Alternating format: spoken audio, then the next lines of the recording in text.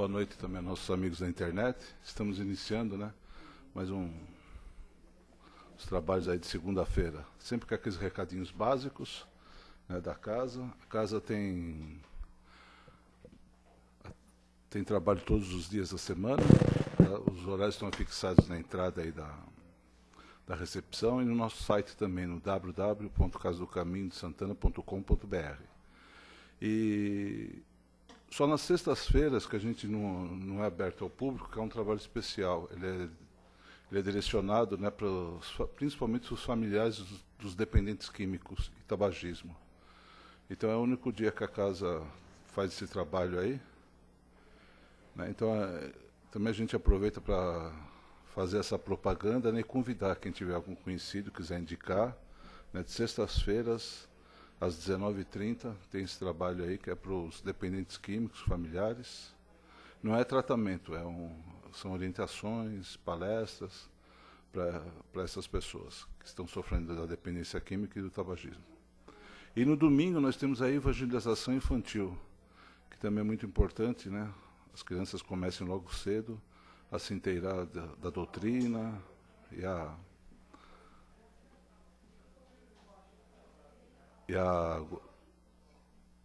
Desculpa a interrupção, teve um probleminha aqui. Então, é muito importante, né, que as crianças se dediquem, né, também ao estudo. E isso acontece no domingo às 10 horas da manhã. Com essa evangelização infantil, tem uma equipe preparada para dar esses cuidados às nossas crianças. Tá ok? Na parte assistência social, né, a casa agora vai começar a atender 80 famílias, certo? São 80 famílias. Foi aumentado o número de cestas, né? E agora nós passamos para atendimento a 80 famílias cadastradas na casa. E é a partir desse mês que vai começar esse novo trabalho aí. E ao mesmo tempo que a gente agradece vocês, né, sempre pela colaboração, a gente também lembra, né, que é muito importante também a doação para que nós consigamos atingir esse novo desafio que a casa se propôs, que são esse aumento aí de 8 cestas básicas, né, que a gente teria 72, né? Agora passamos para 80, tá ok? Esse trabalho ele é feito todo o segundo sábado de cada mês. No próximo sábado, então, vai acontecer esse trabalho na parte da manhã, às 9 horas. As famílias vêm receber essas cestas básicas, né? Então, esse trabalho também está sempre aberto ao público, quem quiser também colaborar, ajudando a gente, não só com os mantimentos, mas também na montagem da cesta, na distribuição. Nós agradecemos. Outro trabalho é a distribuição dos lanches para os nossos irmãos moradores de rua. Esse acontece aqui nas imediações do metrô Carandiru. E esse aí, então, é feito todo sábado já. Por volta das 18 horas, a equipe vai até as imediações do metrô Carandiru, é onde é feita essa distribuição de lanches para os nossos irmãos. Tá ok? E temos também o primeiro e terceiro domingo, o atendimento, né, para as mães das famílias cadastradas, né, que são gestantes. Então é onde elas aprendem os cuidados da gestação e também os primeiros cuidados com o bebê quando nasce. Esse ocorre no primeiro e terceiro domingo de cada mês, na parte da manhã também. Tá ok? Temos o livro Mirabelle, que estamos aí sempre oferecendo a quem não conhece ainda, queira comprar. É o livro lançado pela casa aqui. Então nós estamos aí. Então são esses os recados. Aí eu convido todos a desligarem seus celulares, os presentes, né, não esquecendo, para que nós possamos nos sintonizar.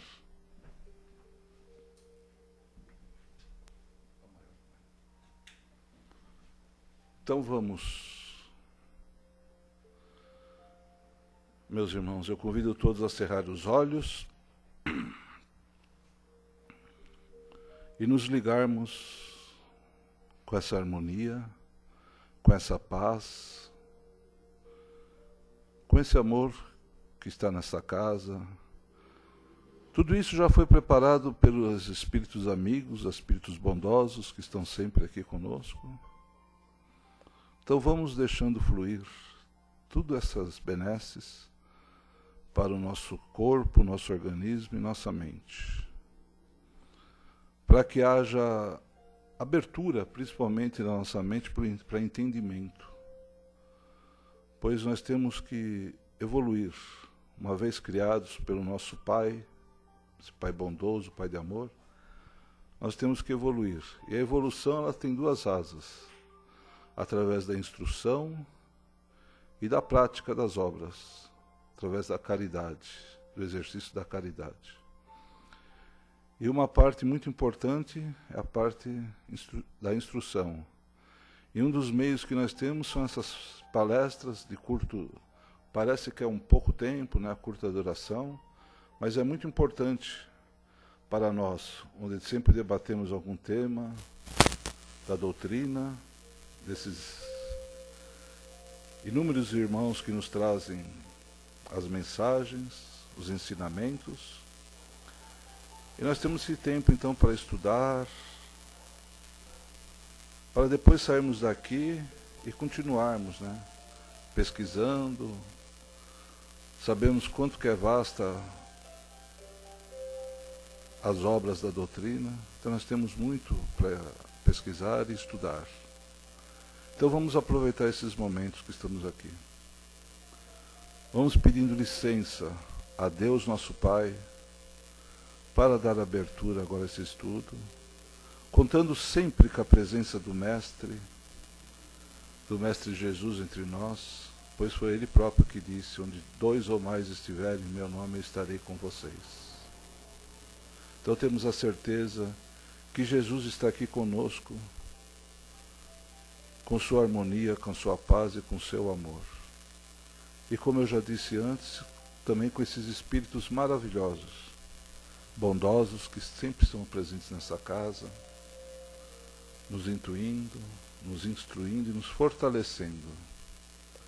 Vamos também rogando a Maria Santíssima que interceda sempre por nós, para que nós consigamos o nosso objetivo de nos melhorarmos para a nossa evolução. E assim, harmonizados com esse ambiente tão calmo, tão tranquilo e de paz, eu vou convidar nosso irmão Akil para vir estudar esse texto conosco.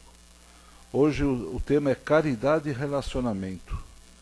Ele é do livro Convivência, né? É do Chico, pelo Espírito do Emmanuel. Então eu convido o Akil para vir estudar esse tema com a gente. Por favor.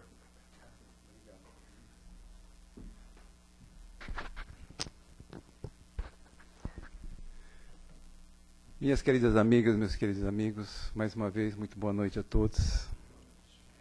Aos nossos amigos internautas também o nosso abraço fraternal.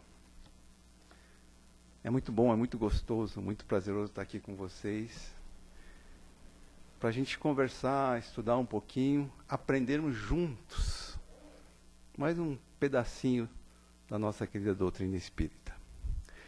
E como o Vladimir falou hoje, nós vamos falar sobre caridade e relacionamento, uma psicografia do Chico, e ditado pelo Espírito Emmanuel. Eu sou fã de carteirinha do Emmanuel, devido ao seu conhecimento, à sua objetividade, né, de todas as suas obras que foram psicografadas através do Chico. E a gente falando em caridade, eu vou reforçar as palavras que o Vladimir falou tão bem a respeito das cestas básicas. Eu já relatei aqui, não sei se todos estavam presentes, que nós tivemos 166 famílias cadastradas, pedindo cestas básicas. Dessas, como o Vladimir falou, infelizmente nós vamos poder atender só 80, porque só nessas 80 são 640 quilos de mantimento, mais de meia tonelada por mês. Isso porque a gente ainda divide 40 no mês, 40 no outro. Mas por que aquilo? Porque não dá para as 80? Uma que nós não conseguimos.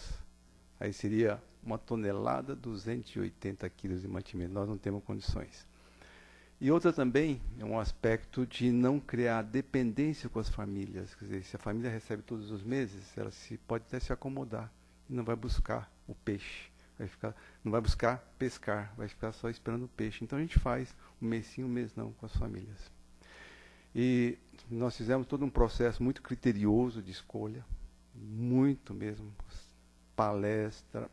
entrevista, pessoal teve vários voluntários que participaram do trabalho. Depois isso é jogado numa planilha detalhada onde é feita uma média ponderada por gravidade da situação de cada família, e depois a gente faz a classificação. E nós vamos começar sábado que vem a atender o primeiro grupo de 40.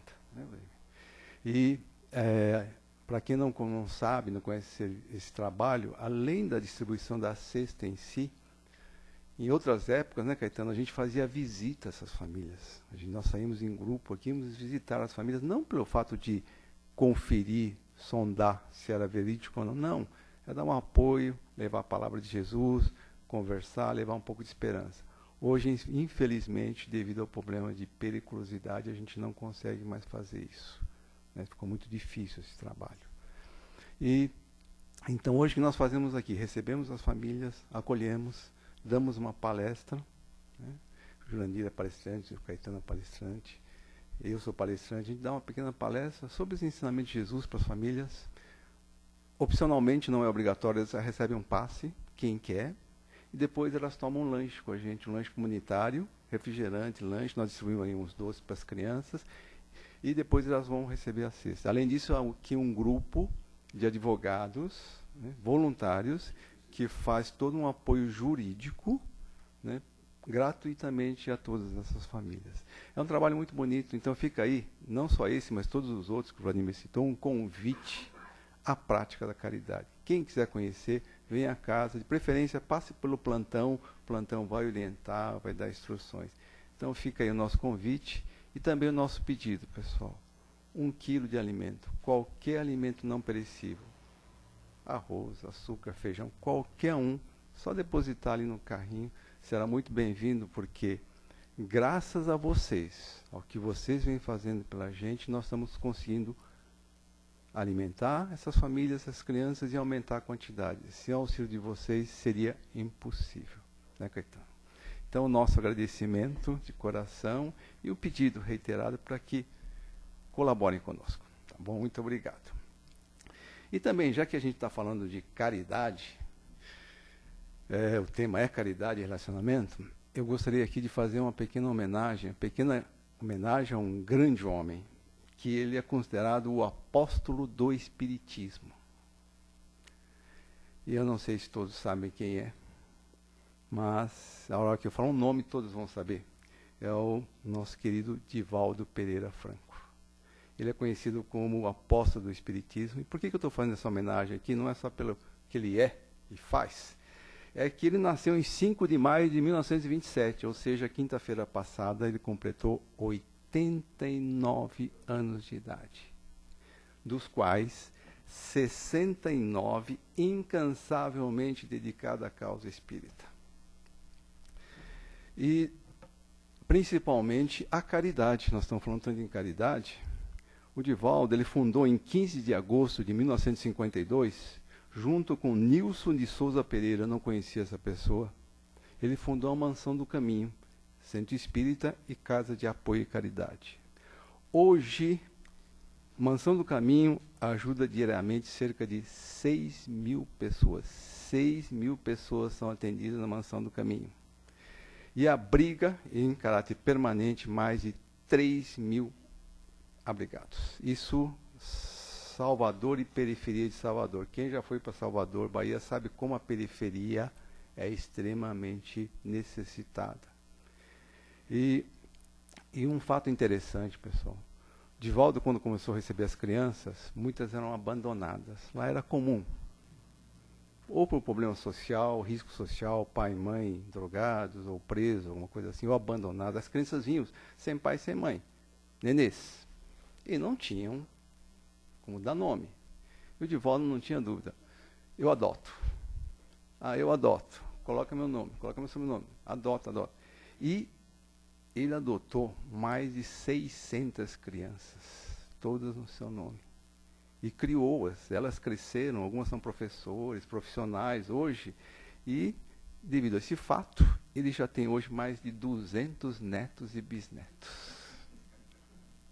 Agora vocês podem perguntar, aqui, mas como é que Divaldo consegue manter essa infraestrutura? É que os seus direitos autorais, ele psicografou mais de 250 livros. Ele já vendeu mais de 8 milhões de exemplares. E todos esse valor arrecadado vai para a mansão do caminho e as instituições filantrópicas que tem em volta, escolas profissionalizantes, albergues, asilos, né? E mais a venda dos seus CDs, DVDs. Ele também é conhecido como o peregrino ou o Paulo de Tarso do Espiritismo. Eu não sabia disso. A gente vai pesquisar no Dr. Google, começa a achar essas coisas bonitas. Ele é conhecido como Paulo de Tarso do Espiritismo, porque ele já andou, já percorreu mais de 50 países, divulgando a doutrina em palestras e conferências. Por meio das obras, principalmente da Joana de Ângeles, não sei se alguém, as pessoas conhecem, ele ficou conhecido não só no meio espiritualista, espiritista, mas também em outras cátedras, como a psicologia e a parapsicologia. Então aí fica a nossa homenagem a esse grande batalhador da doutrina espírita e realmente um praticante da caridade que nós vamos falar. Né? Amigos, a gente vai falar então sobre caridade e relacionamento. Quando eu comecei a ler o texto, eu sempre fico assim com uma interrogação cada vez que eu leio um texto do Emmanuel. Né, Caetano? Toda vez que o Emmanuel começa assim, a gente fica assim, nossa, que lado o Emmanuel vai? O que ele vai falar dessa vez? E eu fiquei muito curioso, né? E eu estava lendo, comecei a ler, e aí eu comecei a filosofar também um pouquinho, lendo aquele texto do jeito que estava, eu vou entrar mais em detalhes. E aí eu pensei, puxa, a gente vive aqui num planeta de expiações e provas. Né? Todos nós sabemos, quem já estudou um pouquinho mais sabe disso. Terra é um planeta de expiações e provas. Segundo a classificação do Kardec, ditada pelos espíritos, é a segunda ordem. Nós saímos do mundo primitivo, estamos em expiações e provas. E estamos batalhando para ir para um mundo de regeneração. Depois virão os mundos ditosos felizes, depois os superiores divinos. Mas, por enquanto, nós estamos no expiações e provas. E também, eu estava filosofando tanto sobre isso daí, que vem aquelas perguntas que todo mundo aqui já deve ter feito para você. Da onde eu vim? Por que e para que estou aqui agora? E para onde eu vou? Estava lendo o texto do Emmanuel e veio isso. E aí, para quem é espírita, fica meio fácil responder a primeira e a última. Da onde eu vim e para onde eu vou? Como nós somos espíritos imortais, bom, vou voltar para a nossa casa, que é o plano espiritual. Essa é fácil. Né? A outra, por que a gente está aqui, é um pouquinho mais difícil. Quem já estudou aqui, né, a Rosinete, a Luísa, né, o pessoal todo que já estudou mais aqui, sabe que a gente está aqui devido à lei das reencarnações sucessivas, lei de ação e reação, e aí vai. Então aí já entra num estudo um pouquinho mais profundo da doutrina espírita. E que não é o nosso texto de hoje. E por que nós estamos aqui, isso sim a gente vai falar.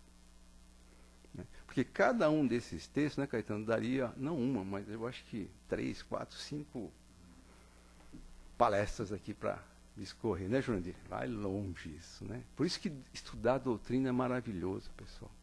Quem já estudou com a gente sabe o quanto é maravilhoso buscar esse conhecimento. Toda a lógica, todo o princípio, toda a essência dos ensinamentos de Jesus que estão nesse estudo. Então fica também esse nosso segundo convite, além da prática da caridade, que foi o primeiro, o segundo convite, o estudo. Né? E se a gente for perguntar agora, para que estou aqui? O espírita também responde rapidinho, o espírito de carteirinha sabe, aprender e evoluir. Está lá, na ponta da língua, né? Aprender e evoluir. E é verdade, 100% certo. Estamos aqui, nessa terra de expiações e provas, para aprender e evoluir. E como aprender e evoluir? Aprender só tem um jeito, estudando. Lógico, né? Emmanuel também fala isso lá, estudando. E evoluir como? Praticando. Os dois convites que eu acabei de fazer aqui, praticar a caridade e estudar. Agora, estudar, a gente pode pensar, poxa, estudar é importante? É muito. Só que normalmente a gente pensa no estudo da forma acadêmica, como instrução. Né? eu quero me formar médico, vou estudar, vou me instruir. Advogado, engenheiro, que seja, uma profissão, para eu trabalhar, eu vou me instruir. Vou estudar. Só que aí tem uma particularidade muito importante, que a Emmanuel vai citar muito. Esse conhecimento da instrução acadêmica, ela vem da onde? De fora para dentro. Eu recebo a informação, como ser um médico, como ser um advogado, como ser um engenheiro, estou recebendo as informações. É uma educação de fora para dentro. É importante isso? Super importante. Por quê? Mediante esse conhecimento, nós podemos trabalhar. É o que eu falo, é o trabalho. E o trabalho gera o seu filhinho, que é o progresso. E o progresso nos dá os meios de sobrevivência daqui. Porque se a gente não tivesse progresso, nós não teríamos como alimentar os 7 milhões de habitantes que nós temos. 7 bilhões, desculpe, 7 milhões. 7 bilhões de habitantes que nós temos no planeta Terra. Como alimentar, como vestir, como dar condições de vida para 7 bilhões de encarnados. Então, disso depende o nosso progresso. Isso tudo, pessoal, está lá. Quem já estudou, já leu o Livro dos Espíritos, na parte terceira, lá tem as leis morais. As 10 leis morais que conduzem a nossa vida aqui nesse planeta. Essas 10 leis morais são baseadas nos 10 mandamentos de Moisés, lá na tábua. Depois com Jesus e seus evangelhos, e posteriormente com os espíritos superiores, ditando para Kardec codificar a nossa doutrina. Tudo, mas tudo, pessoal, tudo que a gente imaginar que tem aqui na nossa vida como encarnado, estão nessas 10 leis morais. Lá está o progresso, está a igualdade, está a liberdade, está a adoração, está a sociedade, está trabalho, está a reprodução, está amor, justiça e caridade. Até leis de destruição estão lá. E as leis de conservação também estão lá. Está tudo lá. Os espíritos foram muito sábios e detalhistas para passar esse conhecimento para nós. Então, é muito importante essa instrução que a gente está falando, acadêmica? Sim. Fazem parte, inclusive, das leis morais que nós recebemos do Pai. E aí, Kardec faz uma pergunta para nós lá no texto. E então, isso daí é suficiente? Sim ou não? Você já sabe a resposta. É isso que o Vladimir falou. Emmanuel fala absolutamente não. Esse conhecimento é importante, mas não é o suficiente. Existe um outro lado desse estudar, de aprender, que é receber a educação. Você pode falar aqui, qual é a diferença entre educação e instruir? A grande diferença, a diferença básica que existe, que a educação é alguma coisa que nós vamos aprender para tirar algum conhecimento de dentro para fora. É o contrário da instrução. É alguma coisa que nós vamos aprender de dentro para fora. São qualidades inatas que todos nós aqui temos, que estão lá inertes, lá dentro de nós. Como espíritos imortais, almas que nós somos, está lá dentro. E essas são as matérias que nós temos a aprender, que Emmanuel fala, a ciência do relacionamento na educação da Cátedra da Caridade. Na instrução, o que a gente aprende? Na minha época, né, era primário, ginasial, colegial, superior. Isso faz tempo, né? Hoje é primeiro grau, segundo grau, eu nem sei como, acho que é um superior, alguma coisa assim. Fundamental? Então. E lá o que a gente aprende? Geografia, português, história, né, inglês, ciência, essas coisas todas. Isso na instrução acadêmica. E na Cátedra da Caridade. O nosso grande professor na Cátedra da Caridade é Jesus, com certeza. Foi o nosso maior mestre. E ao invés de geografia, ciência, matemática, história, inglês, essas coisas, Jesus nos traz outras matérias, que justamente vão dar essa educação para nós. Educação para a nossa alma. E as matérias que ele vai dar para nós? Perdão, oração, socorro, doação, compreensão, apoio, ajuda, enfim, a caridade verdadeira. É isso que ele quer que brote de dentro da gente. Está lá. Nós é que esquecemos muitas vezes. Ou algumas vezes fazemos que esquecemos, né? Ou não queremos ver algumas vezes também, mas está lá. Só fazendo aqui um parênteses, eu não sei se todos, quem estudou já sabe a diferença entre alma e espírito. A gente fala alma e espírito aqui. Na essência é a mesma coisa. Só que quando nós estamos encarnados, nós chamamos o nosso espírito de alma. Então quando a gente fala alma, é porque é um espírito encarnado. E quando o espírito é desencarnado. É somente uma nomenclatura, né? Mas na essência é a mesma coisa. Tá? Alma, falo em alma, é porque é de alguém encarnado. Espírito, porque está desencarnado. Então, essa matéria, que é a cátedra da caridade, ela busca simplesmente transformar, nem que seja minimamente, o nosso orgulho. É transformar, não é mudar, não é substituir, é transformar o nosso egoísmo, mesmo que minimamente, em caridade. O nosso orgulho, nem que seja um pouquinho, em humildade. Transformar nossas vaidades, que são tantas nossas vaidades, eu tenho, todo mundo tem, né? Transformar as vaidades em doações. Nosso narcisismo em transformações. E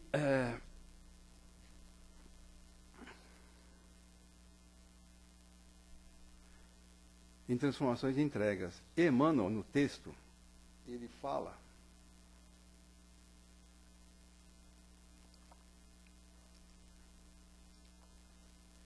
indaguemos de nós mesmos de quantos contratempos e desgostos nos livraríamos se houvéssemos humanizado determinados gestos para com os nossos semelhantes, especialmente para com os mais íntimos participantes do nosso círculo doméstico nas horas de crise.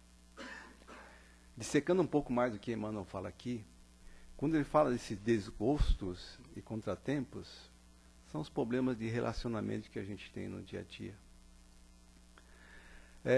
Se houvéssemos humanizado ele quer dizer praticado a caridade, e nos seios mais íntimos, que é no primeiro grupo social que nós temos, que é o mais importante, que é o seio, que é a família.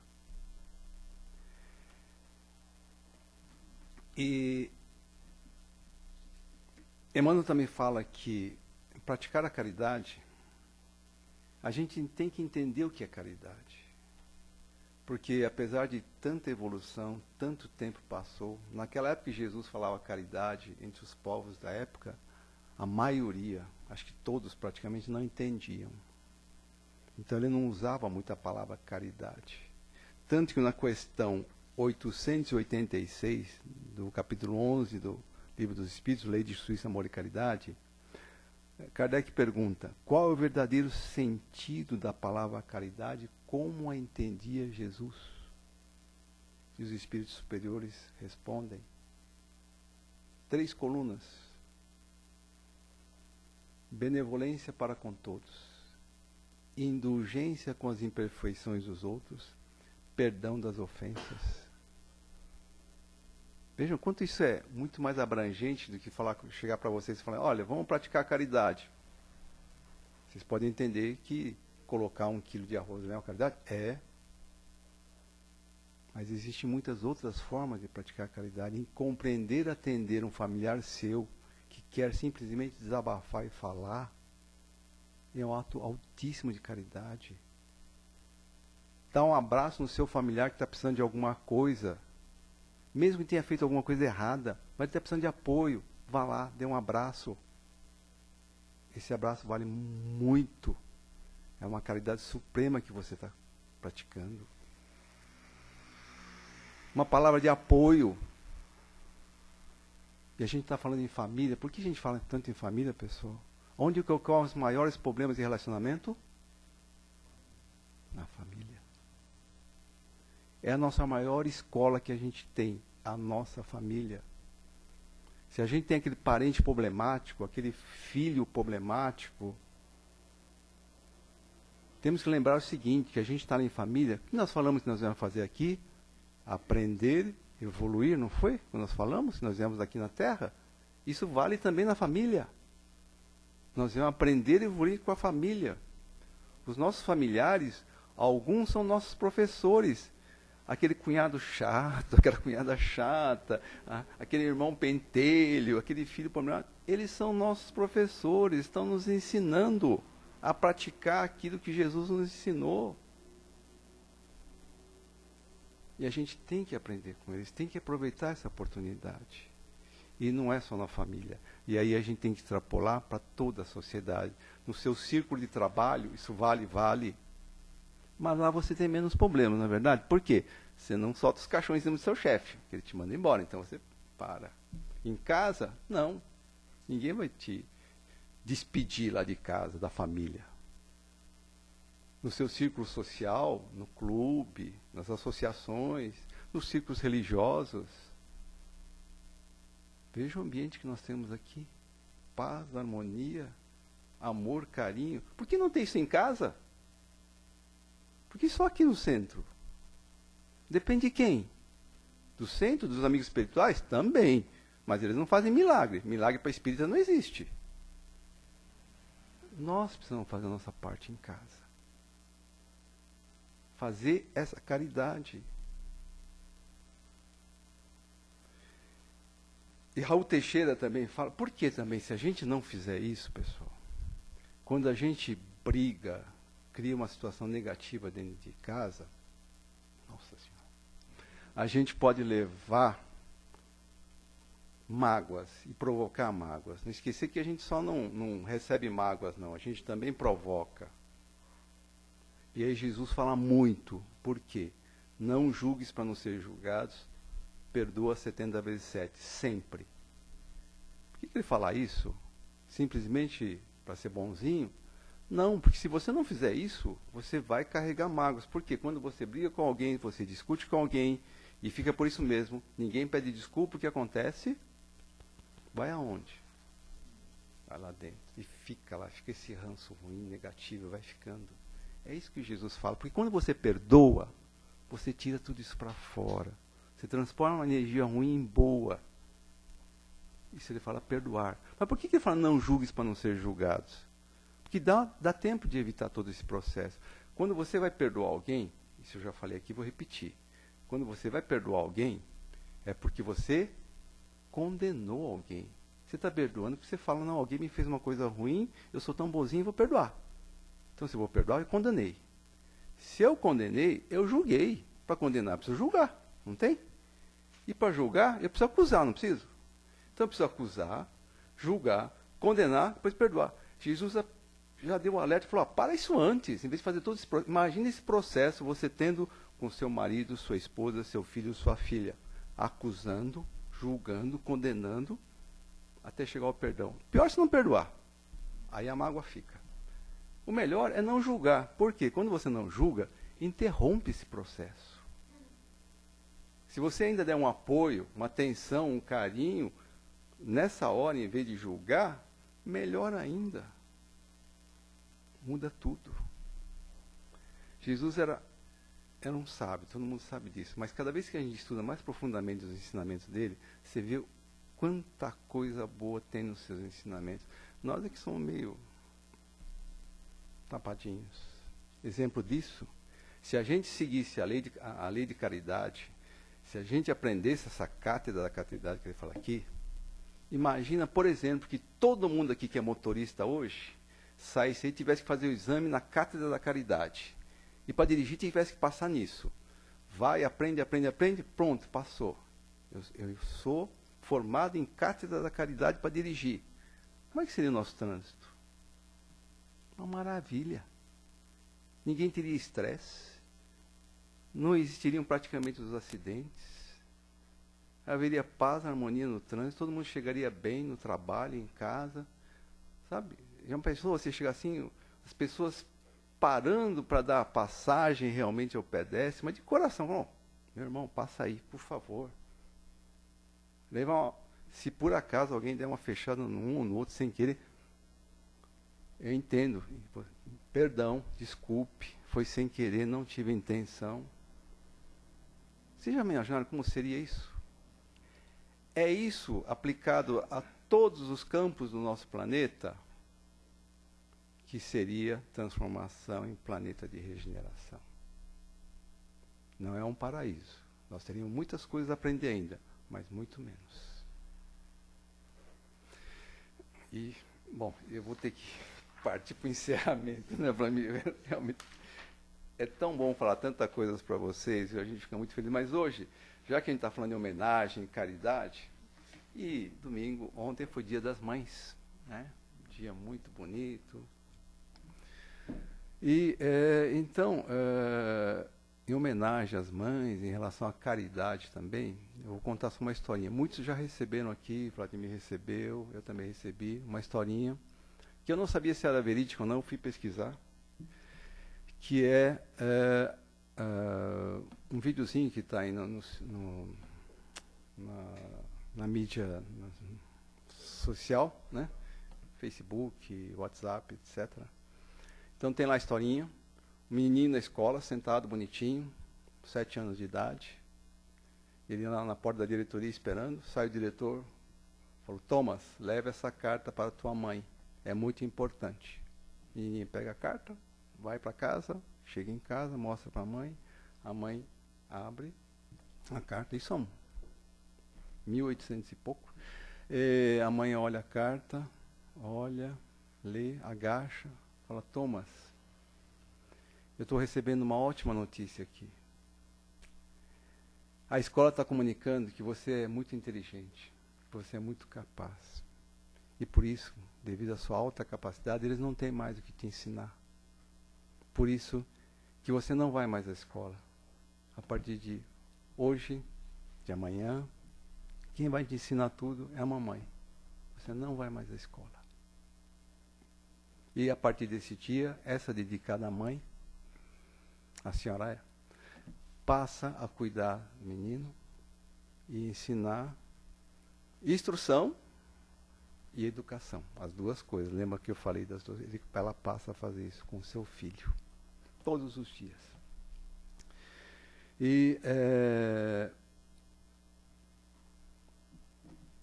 ele cresce, estuda bastante, e graças à dedicação, ao amor, o carinho, a caridade dessa mãe, vejam, em família, ele vem se tornar um dos maiores cientistas do mundo.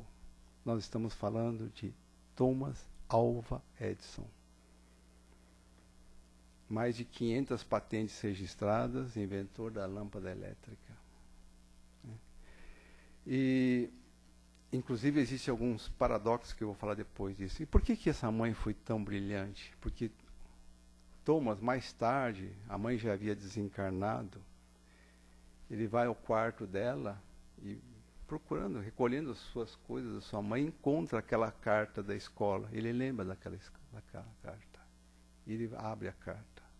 Na carta estava dizendo assim, prezada senhora Edison, infelizmente o seu filho não tem capacidade para acompanhar os outros alunos. Infelizmente, ele não aprende, ele está atrapalhando os outros alunos, por isso que ele está sendo expulso da escola a partir dessa data. Vejam o que essa mãe fez por ele. E por nós, né? Se não fosse ele, a gente estaria no escuro hoje. Mas vejam o que essa mãe fez. E existem outras coisas a respeito de Thomas, e é verídico mesmo. Eu pesquisei no Dr. Google, está lá, em todas as biografias do Thomas Edison aparece isso. E existem outros paradoxos e outras coisas assim, contraditórias a respeito de Thomas Edison. Ele perdeu a audição. Aos 13 anos ele falou assim, puxa, desde os 13 anos eu não escuto nenhum pássaro. E ele inventou, sabe o quê?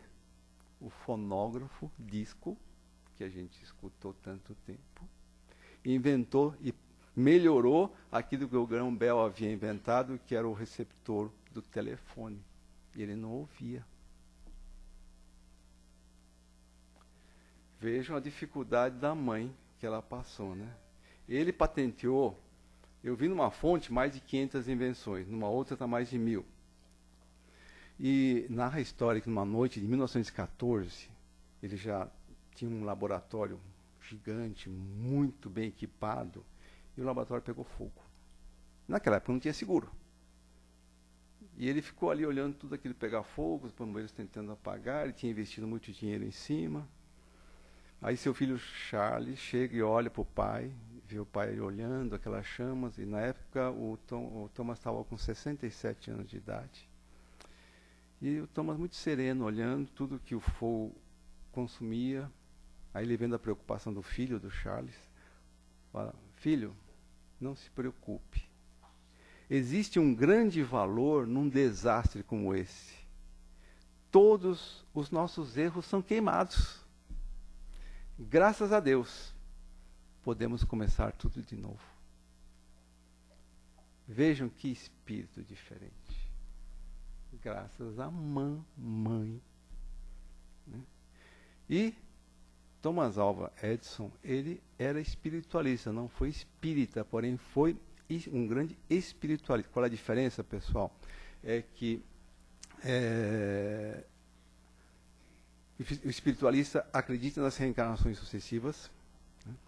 Assim como nós, e a diferença era... Peraí.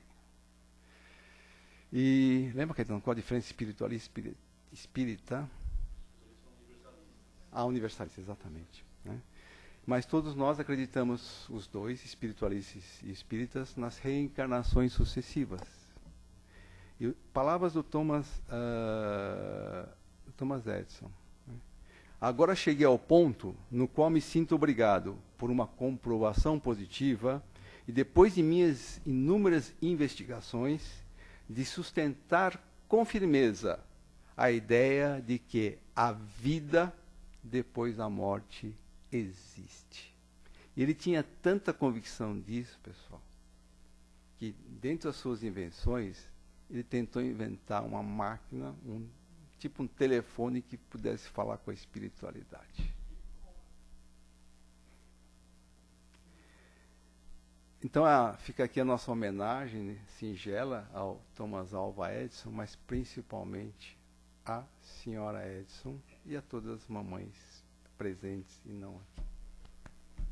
Meu abraço, muita paz a todos. Estourei o tempo para me variar. Bom, então agora é a hora de vocês participarem. Quem quer fazer uma colocação, alguma pergunta, fazer alguma coisa, Jandir? Imaginando aqui, quando eu estou falando do Edson, a gente acompanha a Casa Edson, do Rio de Janeiro, as primeiras vitrolinhas, aquela coisa toda, o Finger, o irmão Jacó, eu tinha muita amizade com o Thomas Edison. Uma das obras que eu li, ele teve com ele lá, não sei se era nos Estados Unidos mesmo. Então a gente fica ligando um com o outro, né? Ele ajudou muito também o progresso do país, né? E tem mais, eu estou vendo lá no passado, o tempo do Da Vinci, né? Aquele outro grande matemático, já naquele tempo se falava do avião, que a gente aqui já tinha uma ideia da aeronave, já os espíritos já naquele tempo. Isso eu digo, talvez seja encarnação já de umas inteligências dessas, né? Esse nosso amigo, né? Verdade, Jandir. Então, aí entrando na vida sucessiva, sem a existência múltiplas, né? As pessoas não podem criar sabedoria, né? Sabedoria total ninguém, só Deus, né? A perfeição. Mas é um caminhar, porque existe gente que não sabe nem somar 1 mais 1, e tem outros que estão 6, e aquele pessoal da antiguidade que já sabia esses cálculos que até hoje muita gente não sabe. Veja as pirâmides do Egito. Nós voltamos sempre no passado para ver como é que essa inteligência já existia naquela época, né? Espíritos de alta conhecimento. Porque Jesus, quando fez o mundo, ele reuniu toda uma turma e falou: vocês vão me ajudar lá na Terra, porque eu tenho um compromisso com Deus, com o meu para cima, progresso, desde a formação. Então a história é linda, né? A gente vai acompanhando essas pessoas todas, né? E fala, puxa, se um dia eu vou chegar a ser um espírito. É verdade. E, Jurandir, eu fico imaginando, pessoal, a dedicação dessa mãe para dar essa educação, essa instrução, essa educação para o Thomas. Só que no passado, né? E a ligação que ela teve. São duas inteligências, né? Muito. Ela transformou, não que ele não tivesse, ele tinha tudo aquilo já dentro dele, né? Aquilo que a gente fala da memória integral, que nós não sabemos, né? É um desdobramento muito grande. Às vezes a pessoa fica com 2, 3, 4 encarnações meio obtuso, porque ele deve ter feito muitas coisas ruins com a sabedoria, e Deus sabe como castigar as pessoas, né? As pessoas ficam sofrendo. Inteligência, mas está tudo envolvido ali. Mas, de repente, a mãe dele conseguiu desligar aquilo lá e fazer a reversão ali da coisa. É verdade. Porque ela tinha um compromisso também muito grande.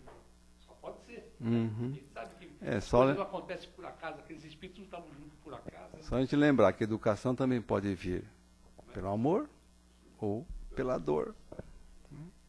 Alguém mais quer falar? Eu acho que também a grande lição aí do Edson, né, que na verdade o fato da gente se colocar limites é que inibe tudo esse crescimento. Nós somos seres maravilhosos, criados por Deus, né, a sua semelhança. E na verdade o que aconteceu? Se a mãe dele tivesse falado para ele, você não consegue estudar bem, ele se poria um limite e ele nunca teria chegado a isso que ele chegou. Né? Eu vejo o caso daquele filme Forrest Gump, o contador de história, é bem interessante, né, quando você vê. Na verdade, pelo fato dele ser meio assim, meio lesado da cabeça, ele não punha limite. Então ele queria correr 10 quilômetros, ele corria, ele queria ser dono de uma frota de barco, ele conseguia, porque na verdade ele não se punha limite. Então, o caso do Thomas Edison também foi bem isso, né? Se a mãe dele tiver, ó, você não vai conseguir estudar muito bem, você tem uma deficiência, ele teria travado ali e não teria evoluído. Né? Com certeza. Então, a gente tem um potencial muito grande dentro de nós, que depende da gente liberar e não travar isso daí. Assim. Trazer para fora. É verdade. Existe um outro personagem muito famoso. Quem já leu Sherlock Holmes aqui? Eu sou fã do Sherlock Holmes, né, detetive. Quem escreveu as histórias do Sherlock Holmes foi Arthur Conan Doyle. Esse era espiritualista e espírita. Inclusive escreveu um belíssimo livro que é a História do Espiritismo.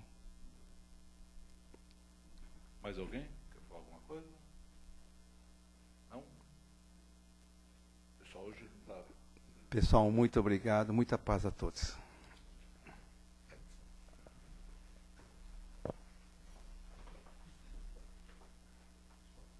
Então vamos novamente. Obrigado. Nos aquietando, nesse clima de paz, de amor, eu convido novamente vocês a cerrarem os olhos, para que nós possamos tranquilamente fazer a nossa doação através dessas vibrações. Então convido todos a vibrarem por todo irmão necessitado, aquele irmão que esteja passando por um problema de saúde, aquele irmão talvez esteja acamado, à espera de uma cirurgia, que ele receba essa vibração como um bálsamo, um alívio para a sua dor e o seu problema. Vamos vibrar também por todos os irmãos que desrespeitaram as leis divinas e as leis humanas e hoje estão encarcerados, para que eles também usem esse tempo para repensar sobre os atos cometidos e possam se reintegrar ao nosso meio, para que não tenha essa encarnação perdida. Vamos vibrar por todos aqueles que estão abandonados nas ruas,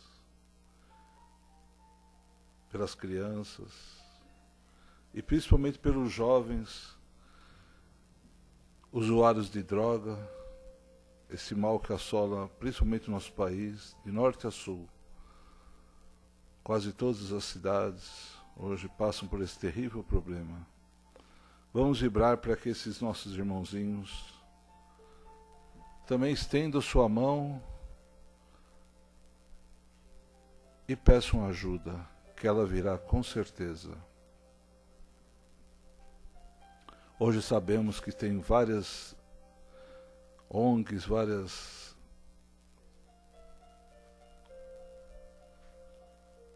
várias pessoas ligadas em todas as religiões que estão trabalhando em prol desses nossos irmãozinhos. Então basta eles quererem essa ajuda, que ela virá com certeza.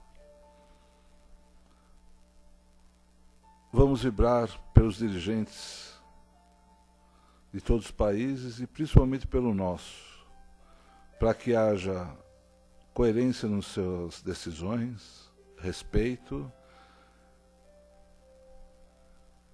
e principalmente justiça, para que nós possamos conviver todos os povos como verdadeiros irmãos que devemos ser, nos respeitando e nos amando uns aos outros. Vamos vibrar para os nossos lares, nossos familiares. E agora vamos abrir espaço para você vibrar por aquela pessoa também que te pediu uma ajuda, que sabia que você vinha até o centro. Mentalize essa pessoa agora, meu irmão, para que ela também seja banhada por essa vibração intensa de amor e de carinho e de fé e de paz. E vamos pedindo licença ao plano espiritual para vibrarmos por nós mesmos. Que assim seja, graças a Deus. Vamos agradecendo a Deus nosso Pai por mais essa oportunidade desse estudo, desse trabalho realizado aqui nessa noite. E ao mesmo tempo pedindo licença para encerrarmos essa primeira parte do trabalho. Sabemos que Jesus, o nosso Mestre, esteve, está e sempre estará conosco. E agradecendo também essa espiritualidade amiga, esses espíritos bondosos da casa, por toda essa assistência que recebemos. Agradecemos a saúde que temos e vamos dizendo muito obrigado, que assim seja, graças a Deus. Agradeço a todos os presentes, agradeço também aos nossos amigos da internet, né, que sempre estão aí nos assistindo. E vamos pedindo licença para encerrar essa parte, e aos presentes nós vamos dar continuidade com a aplicação dos passes. Tá, ok? Muito boa noite e obrigado a todos pela presença.